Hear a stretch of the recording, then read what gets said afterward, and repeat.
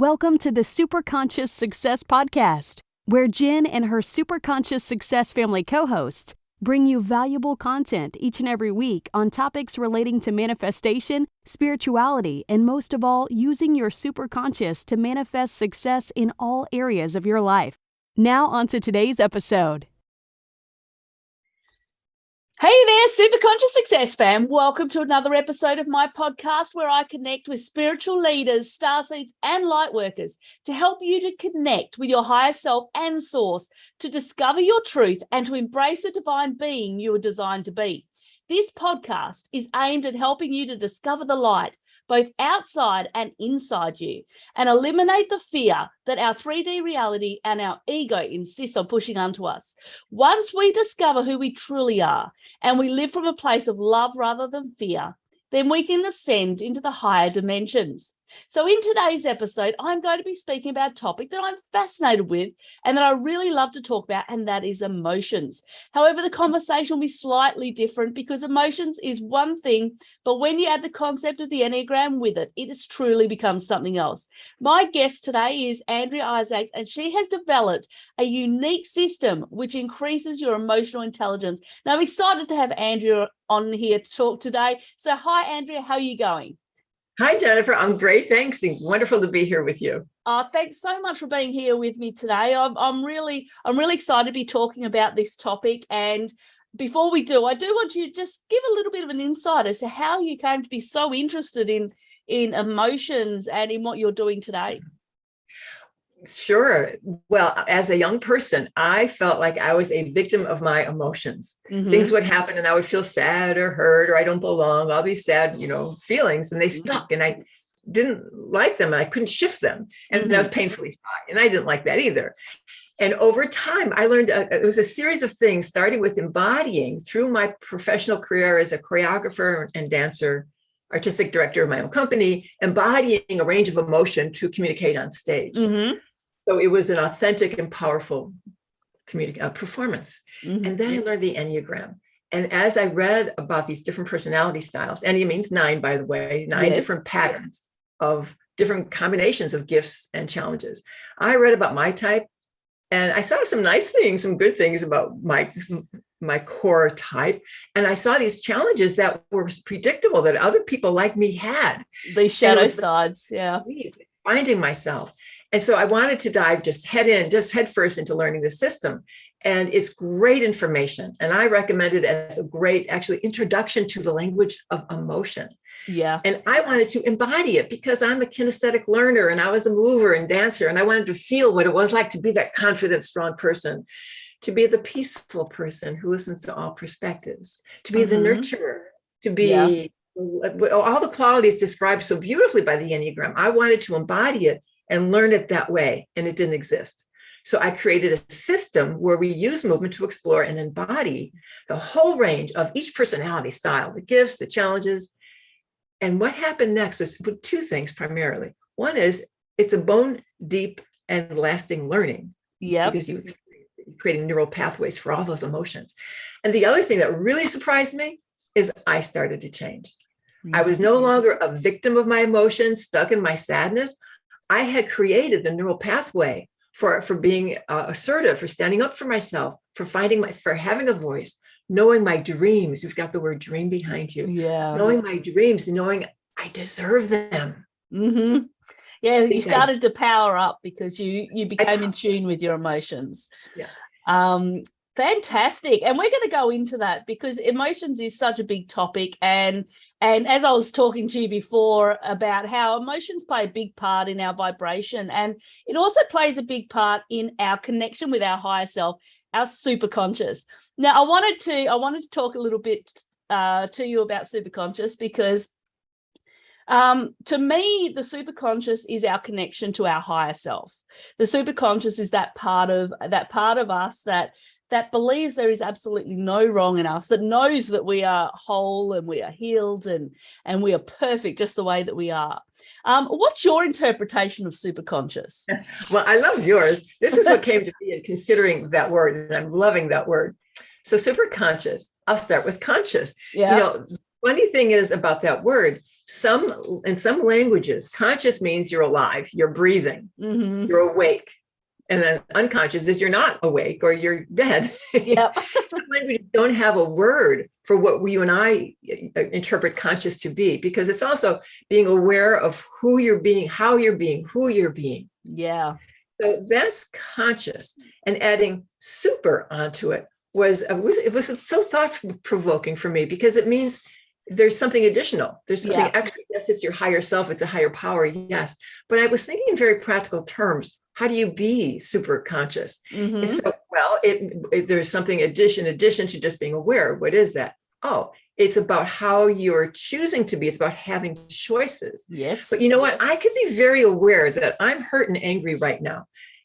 I could be very mindful, and that is a form of being conscious. I could be aware that take a stance about something you did or something that happened. That could be conscious, but that's not what we mean. No. So it's not just taking action. I think an important part about super conscious living is also taking action. But again, it's not, I'm taking action on my anger. That could be super conscious in a way. I want to add this piece. And this is something where we resonate in the language before we really knew each other, that we both share, is taking action that supports, that reflects and honors your best and highest self. Yeah. It honors the best and highest of everyone involved for the best possible outcome. So for me, that is being super conscious. Oh, absolutely. And I love that. I love that whole interpretation of this terminology, because when I first decided to call my platform Superconscious Success, it was all about, because I believe that I've been put here for the purpose of connection. That's what I'm a natural nurturer. I'm a natural connector. And so I know that my purpose is to help people to connect with their higher selves, to connect with source. They're feeling a little bit lost. They need to, they want to be able to connect with that highest part of them, but also to connect with other people. And so that's been a passion and a purpose of mine. And so when Source gave me a tap over the head and said, what you were doing, which was, I was a naturopath, I was working online, I wrote 8 books, I interviewed experts on topics of health and wellness. And then I got a tap and they said, this isn't what you're supposed to be doing anymore. And the thing is, the higher self will get messages to you in ways that you may not understand. It's like, why is this happening to me right now? Why do I feel like this? All of last year, I went through a dark night of the soul. It was a challenging year, and but it awakens you to a place where you've dealt with those shadow sides. You've dealt with that inner child. You've dealt with the part of you that is resisting your superconscious. It's resisting that higher part of you. And so, it was a difficult but a great experience, because it allowed me to deal with everything that was kind of like going on behind the scenes. But when your higher self has messages to give you, then things can change dramatically. Oh, yeah. And so I did a complete pivot in what I was doing. I gave it up. Like I said, I wrote 8 books. I had all these contacts in the health and wellness field. But I completely, from one night to the next morning, I lost all motivation. I had no interest whatsoever in continuing to do what I'm doing. And so then I went to the mindset field, because I was interested in the subconscious at that point. The whole mind and how the mind works, and emotions and positivity and optimism and all that sort of stuff. And then Source, probably a year and a half later, gave me another tap, and I've come to the spirituality field where I feel like I'm most at home.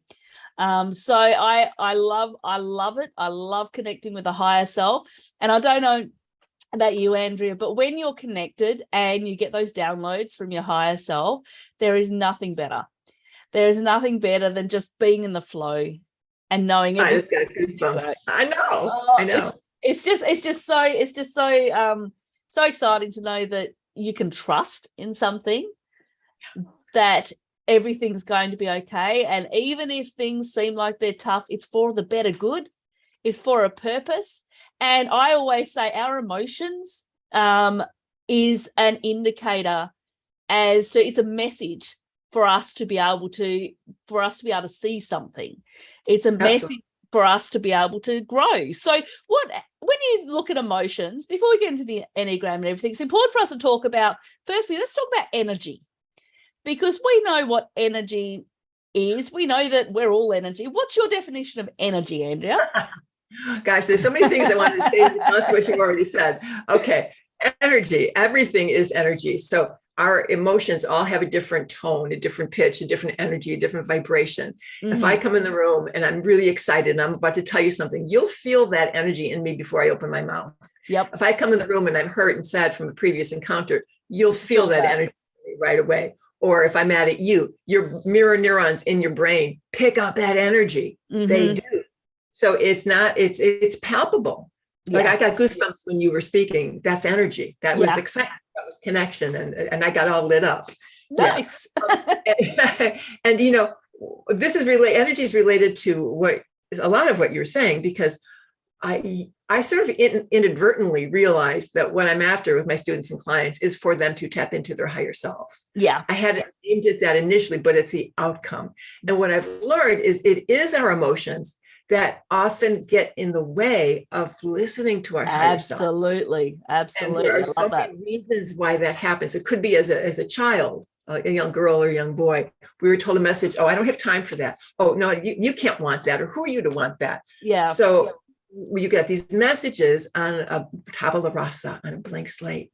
Yeah. And you don't know yet how you should be in the world. And so you're told that your needs don't matter. What you want doesn't matter.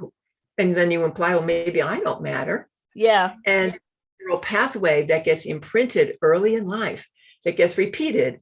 And just like your muscles get bigger and stronger when you work out, that neural pathway gets bigger and stronger every time the message is repeated. And so years later, what happens is when you have a dream and you want to know what your higher self is telling you is next for you, or what is your gift, what can happen, and I've seen it so often, is that voice of our inner longing, the voice of our higher self is smothered. Yes. It's smothered by, oh, you don't want that. If you want it, you'll just be disappointed. So don't want. I can't want. I don't want. I don't even know what I want. Yeah. And that's so This ego takes over, unfortunately, our egoic self, and it starts to diminish the level of the noise that our higher self's trying to send us. So I love that. I love how you said that. So we heal that wound. And if that wound doesn't heal, you won't hear the voice of your higher self or know your heart's longing or have the life you want. Yeah. So we heal that wound, and then we create a new imprint, an empowering imprint, which was initially based on the Enneagram, which introduces the language of emotion in 18 different dimensions. I call it 18 because there are 9 types, and each one has a gift, that's 9, and then each one has a challenge, and that's 9. When you learn how to embody all of that, what happens is you learn that you can choose your emotions. You learn how to strengthen the emotions that you want, and how to lessen the grip that ones that you don't want. You can lessen the grip they have on you, and you get emotional choice and emotional freedom, so that all the stuff that's smothered down, the voice of your heart's desire and your life purpose and your soul's longing is released, and you hear and you listen to and you connect with your true heart's desire and who you really are and your higher self, and all of that lines up. And then you make choices on behalf of that. And so the Enneagram, I could say a lot more about it, but I find it a great introduction to that language. Yeah. And then that's just the beginning. And we just wow. That's emotions is such a big topic, but it is something that I know myself, like I actually have a segment on this podcast, which is called the Self-Empowered Empath, because as an empath, things can be a little bit tricky and a little bit chaotic with energy. And so we're often subjected to energy vampires and people that drain you. And so this is one type of person. If you are an empath, this is one thing that you have to be constantly aware of, is your emotions, and is this emotion mine, or is it this other person's? So is this energy mine, or is it another person's? And so it's about being that really self-aware as to how you are feeling. And I often say that if you can tap into, on a moment by moment basis, recognizing that we only ever have the present, then you're able to stop worrying about the past. Past doesn't exist anymore. Stop worrying about the future, because the future's undetermined. We only ever have the present. And I think a lot of our emotions come from our constant thinking about something that's already happened or something that we perceive is going to happen. Mm-hmm. So I think it's really important that if we can go moment by moment and go, how am I feeling right now? Tapping into that awareness. And dance is a fantastic way of doing this, because I find that it's a great way of being able to release the emotions. Do you still do dance now, or? Well, I kind of move around in my living room some. But, because of COVID, the world of dancing socially kind of broke down. I have a friend who enjoys tango as I do. We've done a little tango together. I miss it dearly and want to get back to some form of social dancing again. I want to say, add a step to what you just said. Yeah. So yes, I love what you said about checking in with your emotions and how do I feel now? And a lot of people don't know how to do that. Yeah. So add a step. So I might say if something happened and someone says, well, how do you feel? Well, I may not have words, but I might notice, and I invite all listeners to try this. Notice your body. Yeah. There's a term called somatic awareness. What is that? Somatic refers to your body, comes from the Greek word soma, and awareness is, of course, awareness of your body. And there's a value to that, and I'll get to that in a second. But what is it? What it is just the sensations in your body, like goosebumps. Oh, that is a body sensation that gave me information about how I feel. Yeah. Oh, something else happened, and I saw you when you came onto the Zoom link, and I felt lit up. So that was a body experience, a somatic experience that was information that I'm excited to see you. Mm-hmm. Somatic experience, if you're confused or hurt or angry, or I might feel a pinch in my heart, or I'm so nervous, it's like I'm shaking, or get butterflies. Really tense, my whole body's like in a vice grip. These are somatic expressions that tell you how you feel. Yeah, and absolutely. You talked earlier about trust, and that's a big emotion. That's big and really important. And some people don't. Some people do, and some people don't. So one of the things I train people in doing is finding it in their bodies, a sense of trusting themselves. It starts there.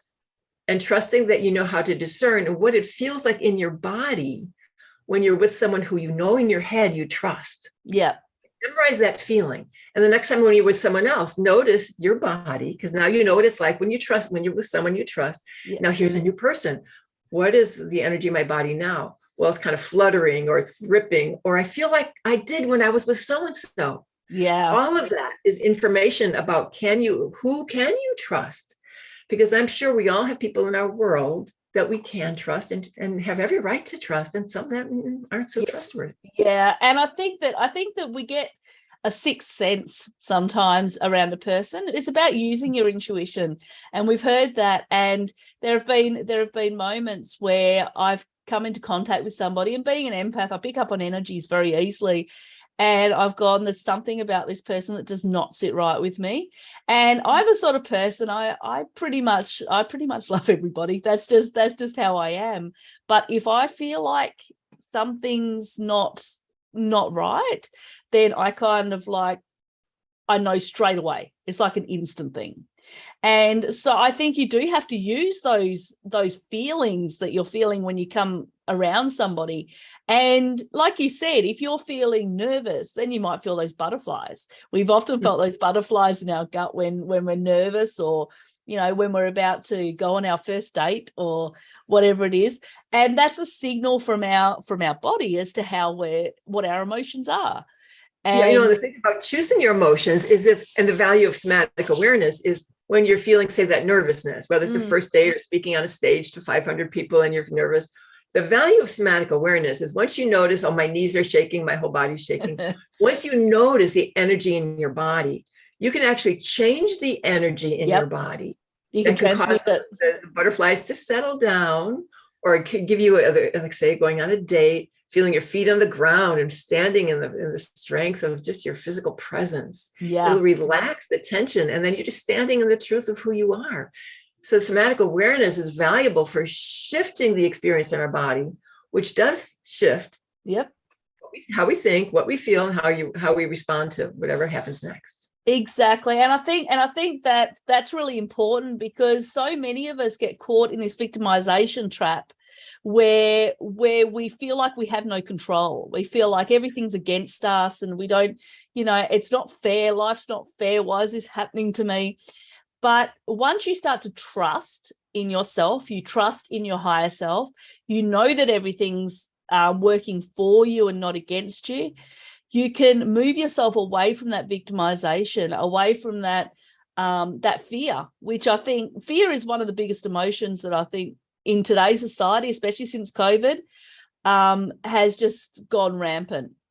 I know my dad. It's interesting because my dad, he's always been what my husband would call like an angel. Like, he's always been so positive and optimistic and just one of these sort of people. But since COVID came around, he's got this fear in him that I've never seen before, because he's like almost 70, and he's worried that my nan's in hospital. She's 96. He's worried that something's going to happen to her if he gets COVID and then sends it on and all that sort of stuff. But there's this level of fear since COVID started that I think is taking a grip on people. And so if we can transmute that into a positive emotion by trusting that all's going to be okay, and trusting in ourselves and our higher self, and not allowing our ego's illusion of fear to take us over, then I think we can start to embody that true part of us. Yeah. And it takes courage to move through all the changes and the challenges that we've had. It takes courage. A lot of courage. And also we can't change COVID. No. It's here, but we can change how we respond to it and how we live our lives.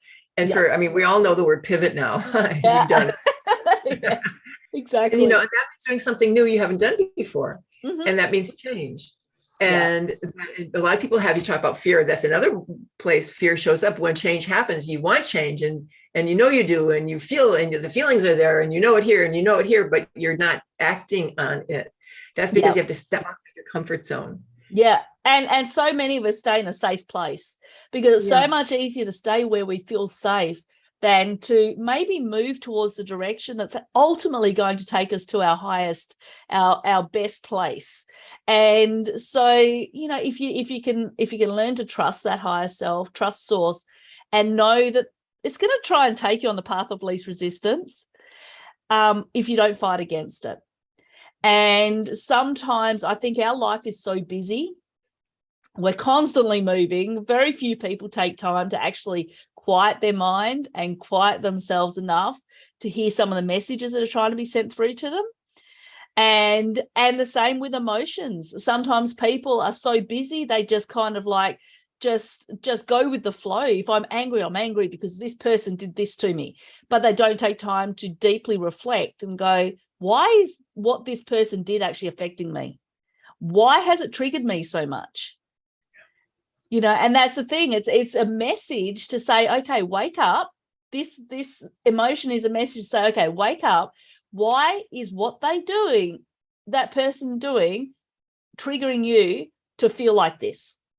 Mm-hmm. What have they said to you that's triggered you? What have they done that's triggered you? And once you do that, you can start to discover who you truly are. It's like a building blocks.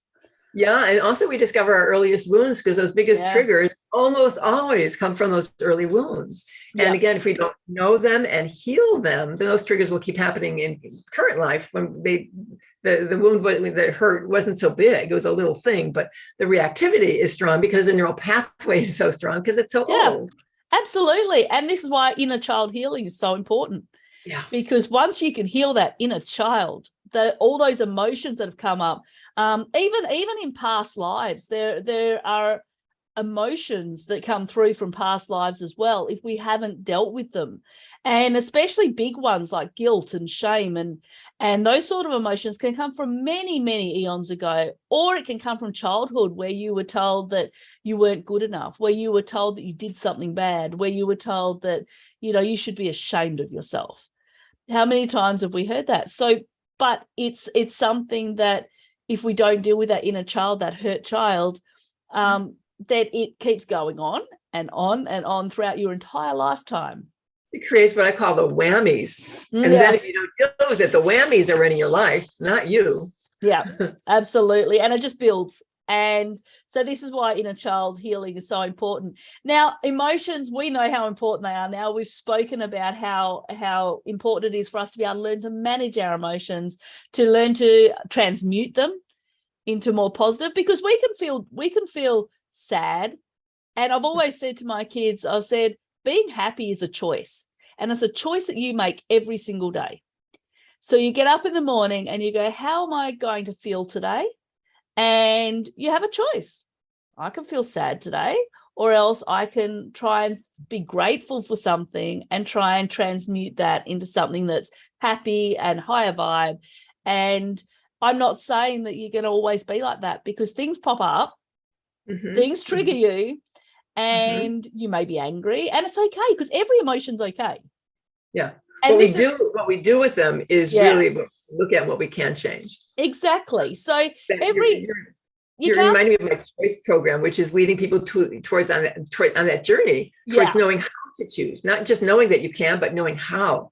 Absolutely. I want to be happy today. Maybe I'm hurt and angry, but I don't want to yell at you. I want to really feel my connection with you and talk about what happened. Yeah, exactly. And I think that that's the thing. It's like, we make these choices. Things are not out to get us. It is about, and when we feel this, it's a chance for us to learn about ourselves. It's a chance for us to really dig deep. And this is what I went through last year. It was about really learning about the connection with me, and the connection with why, I was bullied quite badly as a kid, and a whole heap of stuff, abusive relationships, narcissistic relationships, all sorts of things I went through in my life, which have all been there for a purpose, by the way. They've all been there to help me to become powerful, to help me to stand in my own, to discover my true identity. And I think that once you can actually tap into that, then every day that you get up, you can make that choice. And you can go, look, I can spend the whole day being angry and going over what somebody said to me, or I can decide not to give them that power. Because the moment you give your power away to somebody, that's what it does. Yeah. You've lost that connection.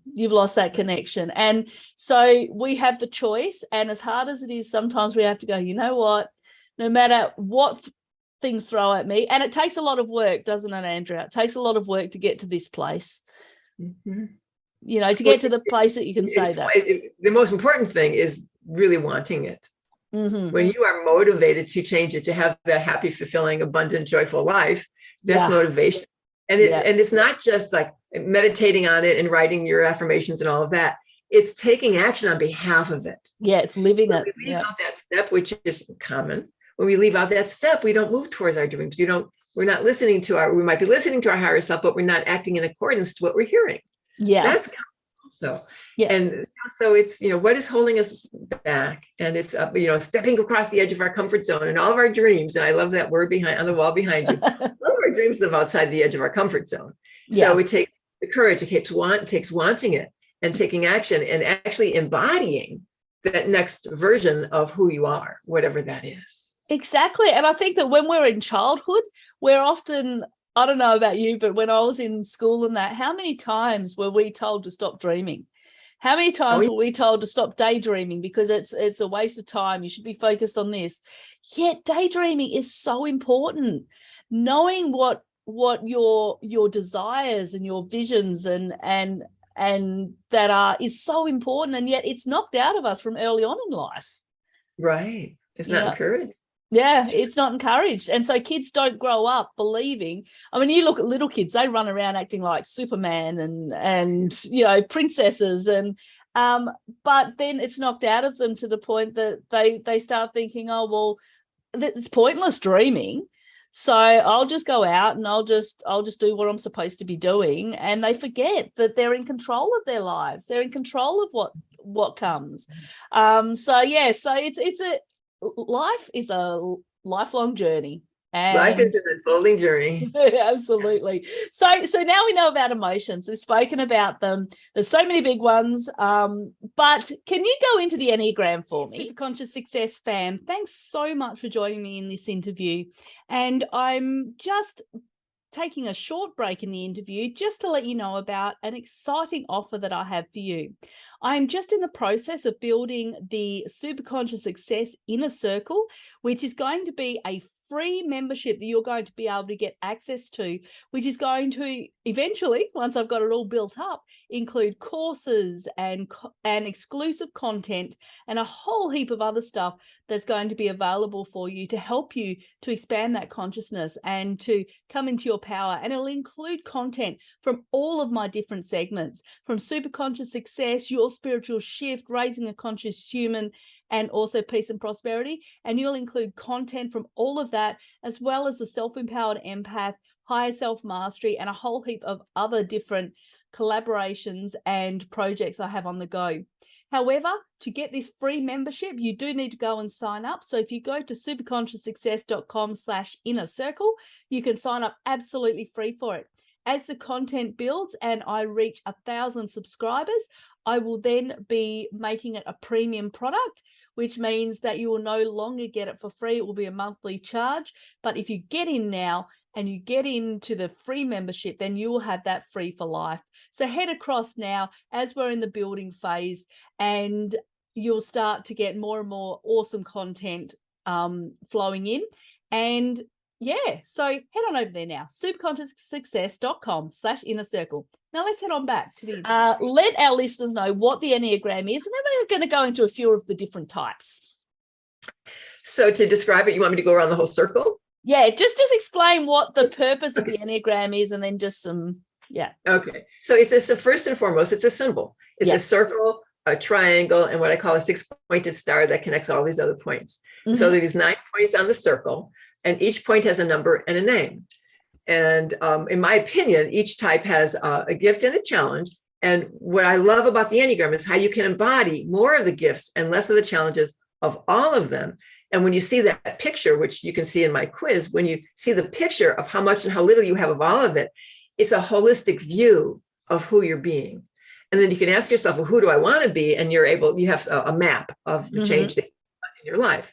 So I'll start with number 1, called the perfectionist. The gift is the grace of going forward, doing things well, not just well, doing them perfectly. Yeah. It has a sense of an integrity and alignment with your thoughts, feelings, and actions being aligned, and taking action, taking right action. Mm-hmm. And the challenge is really the gift gone wrong. It's too much of a good thing. Yeah. So it's striving so hard for perfection that you get so harsh on yourself if you make the slightest little error. It's just a hair less than perfect. And you beat yourself up. That wasn't good enough. That was wrong. That was bad. And then you start judging others. That was wrong. That was bad. You should do it better. You start shooting on people. Yeah. So that's the gift and the challenge there. Type 2, the gift is that sense to nurture. And you described yourself as being a real nurturer. And that means knowing what other people need and being there to provide it and being of service to others. And the challenge is too much of a good thing, giving so much that you don't take time for yourself. You're less aware of what you need. And so you're not taking care of yourself, and you don't ask for what it is because you may not have asked yourself. Yeah. And then they're there for you in the way that you think they should be. Yeah. So it's learning really how to go inside, ask yourself what you want, make the request, and to let yourself receive. Yeah, that's always been my struggle. And I think being an empath too, it's always been about, I've got an 18 and a 20-year-old. And so it's been about my kids for 20 years. It's all been about my kids. It's about you. You get to ask yourself now after last year, and I started to reflect internally, and I just started going, no, it's time for me to think about me. It's time for me to focus on me, because they're old enough. They're self-sufficient. And my husband's been saying it for a long time. You need to start to focus on you, because he's very supportive of that. And he says, you have the right to be focusing on you. You have the right to spend time on yourself. And so that is a big problem with a nurturer, because we worry about other people. We are so concerned about how other people's lives are and that they're happy. this is what I learned to realize, is that we can't make anybody else happy. Right. No matter what we do, we cannot make people happy. As a nurturer, it's natural for us to want other people to be happy. It's natural for us to want them to feel good. But when you do that, what I found, at least personally in my situation, is you stop the other person from going through the experiences that they need to go through. And this is the thing, as a nurturer, we're very loving and we're very caring, but at the same time we forget to love ourselves. Yeah. And we forget to focus on that. So being a nurturer is great, but the shadow side, of course, is, and this is what you have to work through, is start to focus on you and your desires and your needs, because that's important. So that's number 2. What have we got for number 3? 3 is the achiever, and they're the ones who know they have a dream. There's no doubt they deserve it. They know what it's going to take, and they'll do the steps in the right sequence and take action, and they will accomplish what they set their minds to. Yep. They're the get-it-doners. And the challenge is they overdo their gift, which is doing. So instead of being a human being, there is a human doing, and they can tend to push away people because they just want to stay on track, and they feel they'll lose the focus if you bother me. So don't bother me. And it can come across as if they have no compassion. And they get competitive about the results and so on. They want to be seen as the one who accomplished so much. These are the people that believe that they have to be busy all the time to actually be productive. These are the people that are like, I've got to go, because they want to achieve so much. And sometimes it can kind of go a bit astray, and relationships can. The gift for all of us in that one, though, is we all could take a lesson from how much they do believe in themselves. Absolutely. And believe in their dreams. And that's a message for all of us, that we can believe in ourselves and believe in our dreams and go for them and make them happen. Yeah, so I that's love that. For all of us. All the types have a gift for all of us. Yeah. Type 4 is often called the individualist. Some of their gifts include this emotional depth and breadth, and they experience the emotional life fully. The highest highs and also the lowest lows, which of course leads to one of the challenges. It's going too far with the lows and going deeper. And the heavy emotions have weight and they pull you down like gravity. And then you get stuck like Velcro or like you're in mud and it's hard to get out.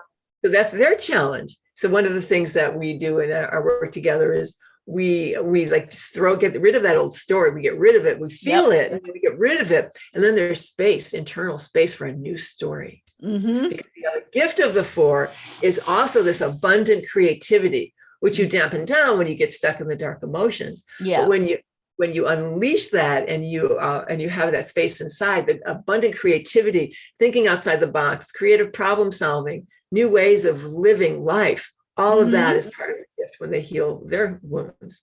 Beautiful. Type 5, often called the observer. Their gifts include like just observing and taking in the details of everything, and also choosing a topic that could seem very esoteric and delving into researching and diving deep into the bottom of fully understanding this eccentric body of knowledge, and then connecting it to another kind of eccentric or unusual body of knowledge, and combining the two in these unusual ways to create some new concept. Okay. Illustrating it and talking about it so clearly so the layperson can understand. Wow. So they tend to be like the inventors and the researchers and that sort of thing. You're right. Yeah, and innovators. Yeah, innovators. Especially when you combine, especially with when some of the scores interact, like the 5 and the 4, there'll be a lot of creativity in their inventions, a lot of newness. Their challenge, though, is their gift gone too far, and they focus so much that they forget there's a world or there are people out. Or I have a body and I haven't fed or watered it all day. Yeah. And they just forget, and they can get remote and detached from the world. Yeah. Wow. And we have known people like that. And the interesting thing that we need to remember is that we all have all of these in us.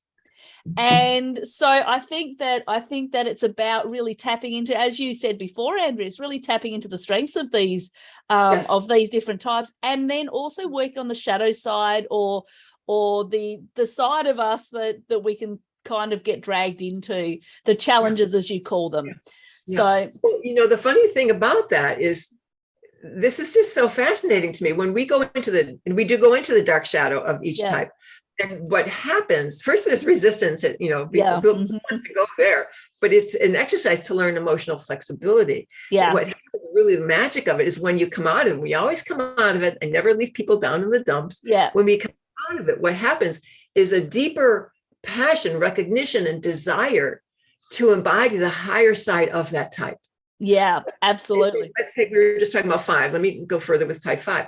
If I were to go into the shadow and really feel that isolation and that disconnection, and we turn up the volume and exaggerate whatever it is, if I really, and then you get this sense of, oh, that's what it feels like when I get isolated and I cut people off. You are so motivated to not be that. Yeah. When we shift out of it, it's I open to the world and let myself be seen. Yeah. And how they come out of it. Yeah, myself and one of my collaborators, Eleni, we're actually creating a program called Higher Self Mastery. And so this is really about teaching people how to connect with that higher part of them. And one of the things that I teach throughout that program is actually about the shadow side. It's actually about learning to love the shadow side for the purpose that if you don't, then what happens is you resist it. And it makes it hard for you to actually be able to move through that shadow. Right. And so recognize that the shadow is there to teach you something about yourself, to help you to grow. And so I think that's really important. So I love how you say that you go deep into the shadow and you really allow them to totally expand it, to really exaggerate it to the point that it wakes us up, because sometimes we don't realize what's actually going on. And so, I love how you do that. I think that's fantastic. So that's number 5. What do we got for number 6? 6. The loyalist or the trooper, a value that they hold so high is trust. We were talking about that earlier. And it's so interesting to see someone's emotional mastery blueprint. My work, by the way, is emotional mastery, relationship mastery, and life mastery. Nice. So it's another thing that we share. So when I see someone's blueprint, and I can see that they either are very trusting people, they trust themselves, they trust each other, they trust life, they trust God, they just trust. Yeah. Who is trustworthy? They have an antenna to know who is trustworthy. And some people don't. No. And when I see that score low and that they don't trust it, I would say all the time, 100% of the time, I've not seen an exception to this yet. When that score is low, it points to something that was early in life that literally broke trust. Yeah. And you couldn't believe in trust for good reason, where people you were around may not have been trustworthy. And so that neural pathway to not trust is really strong. The gift, though, is when they're healthy, when they have that score, the way they trust and their commitment to whoever they've committed to, or an organization or a function or a passion, their commitment is solid. Their word is bold. And they are so committed and loyal, you'll find nothing else like it. Yeah. The dark shadow is feeling the broken side of that when it's not the disappointment. Yeah. Well, and the inability to trust. Because of it, the disappointment. I mean, that's a mild word. It's it's terrorizing. Yeah. When it's a girl or boy and you can't trust mom or dad, it's that's frightening as can be. And it's the only safe thing is to not trust. Yeah. And that's a hard place to be in life, because then you are, you constantly doubt every person that comes across you.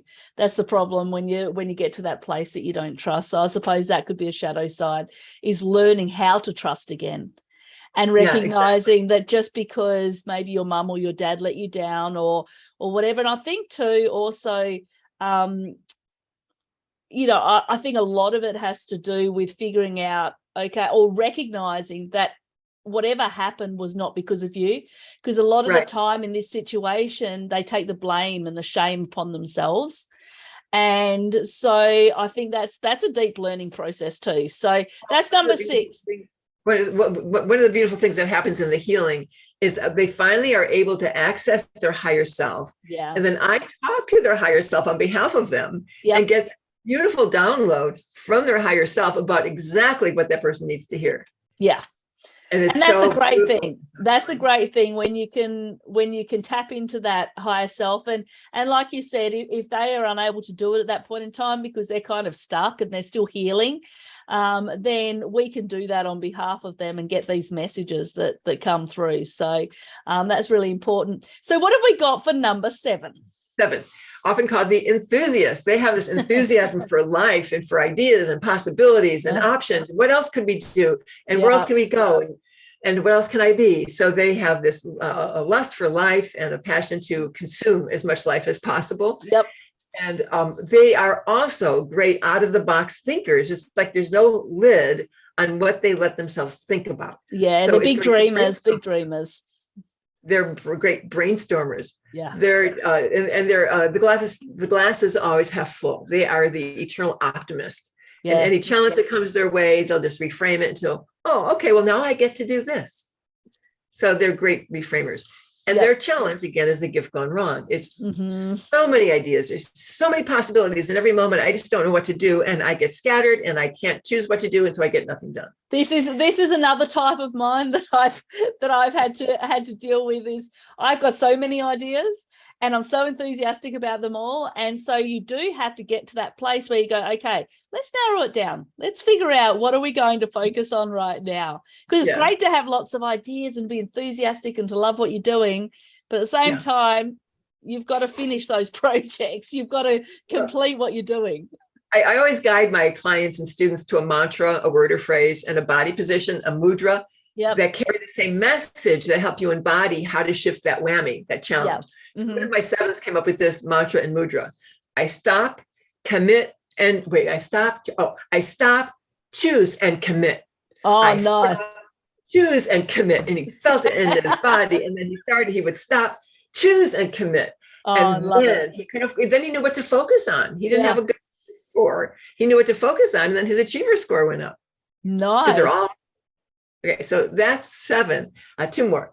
8. Their gift is the ability to take a stand, to be naturally confident and to speak up about who they are, where they stand, where you stand with them. And there's, and they just tell you, they're very clear about their thoughts, their feelings, and they just act. They may act first and think about consequences later, but they are action oriented. They are probably the most extroverted of all the types. I talk about energy. That energy used to scare me so much because I was so not that. Yeah. However, in doing this work and learning that I can experience that much energy and the cells in my body won't explode, I have come to love the clarity of that because it's clear. This is where I stand. Yeah, they know who they are, like 100%. They stand in their power and they don't allow because I think something that we can get engrossed in is worrying so much about what other people think of us. And when we do that, it takes away our power because it's like we're constantly worried about, oh, what are they thinking about me right now? No, you be confident as to who you are. You know who you are. You don't have to worry about that anymore. Just be you. Love it. And their challenge, of course, is because the power gets so big that they start to control because they want things a certain way. And the controlling can lead to anger and having a short fuse. So it's because of having some of that in my life and having been challenged by how to deal with that. One of the things I love to teach is the 5 C's of a difficult conversation, because, Ace can push your button. Any type can push your buttons. But I've learned a lot about how to remain calm and to feel that amount of energy. Yeah. And we can't do that. It's possible to be both, to be kind and calm and to hold your ground and to speak up for who you are, because you have a right to your feelings and your feelings are right. Nothing wrong with how you're feeling. Yeah. And address them in a strong, solid way that 8s do so beautifully. There are also one more thing about 8s, and we'll go on to 9. It also means a lot to them to empower others. Yeah. That's one of their most endearing qualities, that the way they uplift other people is so endearing and beautiful and empowering. Yeah, that's fantastic. I love that type. And I think that if we can learn to grow that part of us, because like we said, we embody every single one of these, but some of them tend to be higher up on the scale than others. And so, and can this change between like from from different times in your life, can it change between types, or are we specifically like one or two main types and then we just branch off into the others? Well, the common theory is that you have a core type that does not change. Okay. However, in my opinion, the amount of the gifts and the challenges you have in all areas will change. Yeah. So as we grow and we learn things about ourselves we may not like, we can change them. Yes. Like, if you maybe change your impatience to patience or whatever, you can change certain things. And so your blueprint changes, how much and how of everything. The challenge of your core type tends to be the hardest thing to change. It tends to be your biggest life lesson. Yeah. And that's the thing. That's me being a nurturer. That's never going to change. I'm an empath. Correct. I'm always going to have that side to me. But I have spent a lot of time working on that, because I think with the nurturer, the self-worth and that can be a bit low, because they don't put time into themselves. And so it's something that I've had to work on throughout my lifetime to build on that. And I think it's and also to build on the other shadows. So yes, I love what you say. I think we have one core type, but then we can build on each of the other kind of qualities. Absolutely. Absolutely. And learn how to stop the challenge. For instance, as a 7, the one that gets scattered all the time, for them to learn how to choose. Yep. First of all, to stop, just to learn how to stop, to physically embody what that means. Yep. To learn how to stop, to learn how to choose. And these are things that are actually easy to learn and easy to change when you know how. I've loved what I've known about neuroscience and the ability to create new neural pathways, because it makes all of this change so much easier and faster and lasting. It does. So one more time.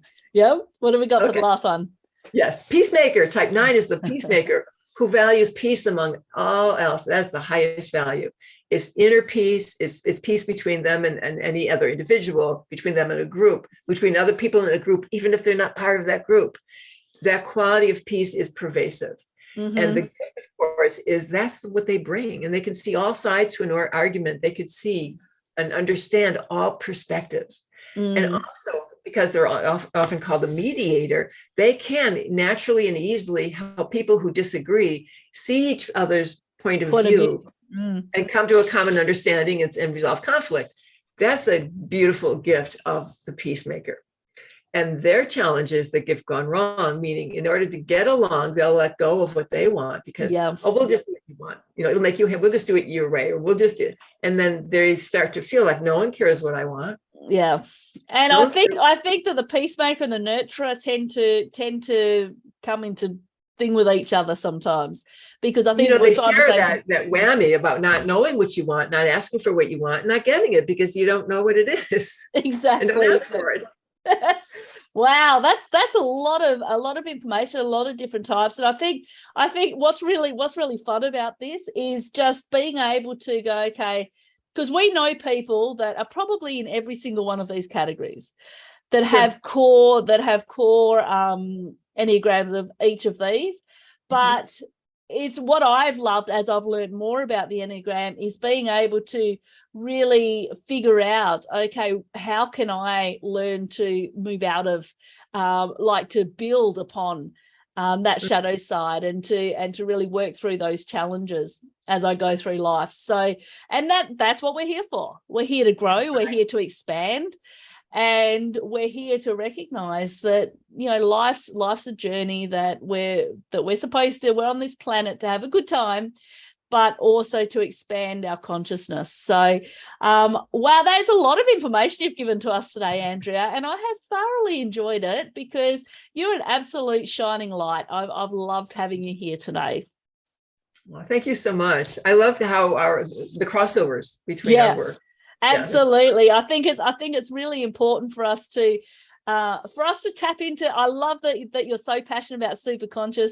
I love your whole definition of the superconscious and how we can learn to embody our true being and to be that higher version of ourselves. So before we do go though, because I do respect your time, can you please explain to us, you did mention a minute ago about your choice program.